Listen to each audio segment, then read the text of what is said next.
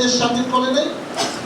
আর সেই চেতনা বিক্রি করে আপনি ক্রেডিট নেবেন, মন্ত্রী হইবেন, আন্দোলন সংগ্রাম হবেন, এমপি হইবেন, মানুষের বুঝাইবেন আমি দেশ নতুন করে গণতন্ত্র ফিরে আনছি। এখন এটা ভুলে যান, দেশ গণতন্ত্র ফিরে আসছে।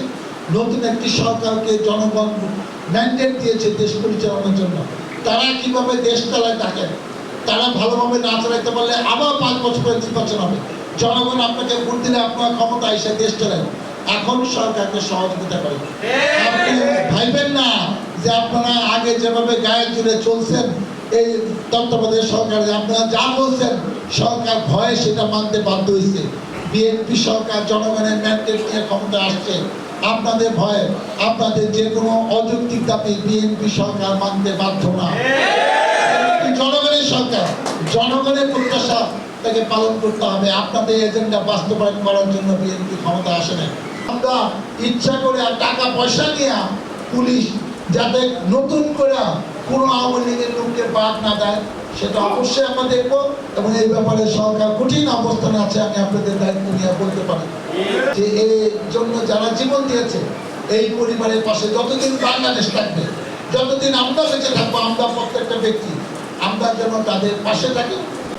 আওয়ামী লীগ কিন্তু আবারও বিভিন্ন জায়গায় ইন্ডিয়া থেকে মেসেজ দিয়ে দিচ্ছি যে এই দিন আবার তোমরা বিক্ষোভ মিছিল করবা। আমি আমার পৌরসভার নেতৃত্বকে বিনীতভাবে বলতে হায়ার রাস্তা সভা, কিন্তু প্রত্যেক ওয়ার্ডে যেন আপনারা খেয়াল রাখেন 13, 14, 15 কোনো বিক্ষোভ মিছিল যেন এখানে না হয়, এবং যারা করবে তাদের ধরে পুলিশে দিয়ে দিতে হবে।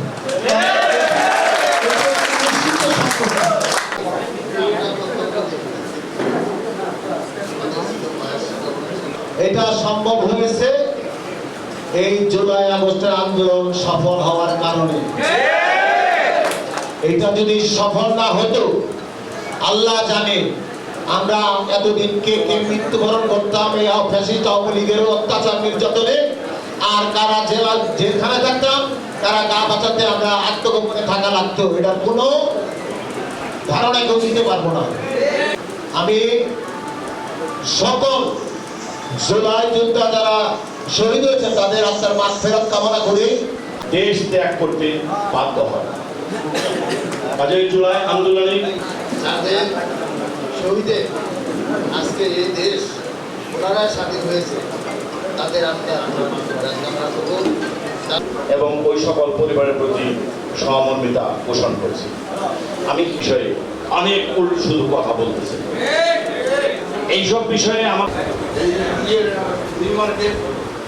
সবচেয়ে বিষয় গণহত্যা দয়া করে আর কে কথা বলবো না, দয়া করে আমাদের মাঝে উপস্থিত রয়েছেন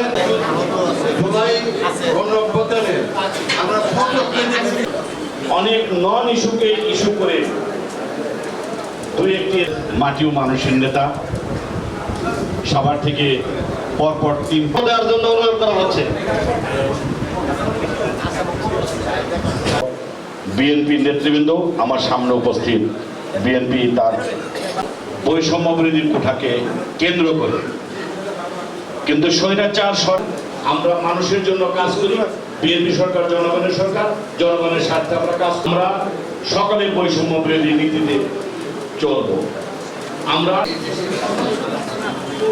যারা এই দেশে ظلمنا أنفسنا وإن لم تغفر لنا وترحمنا لنكونن من رب العالمين।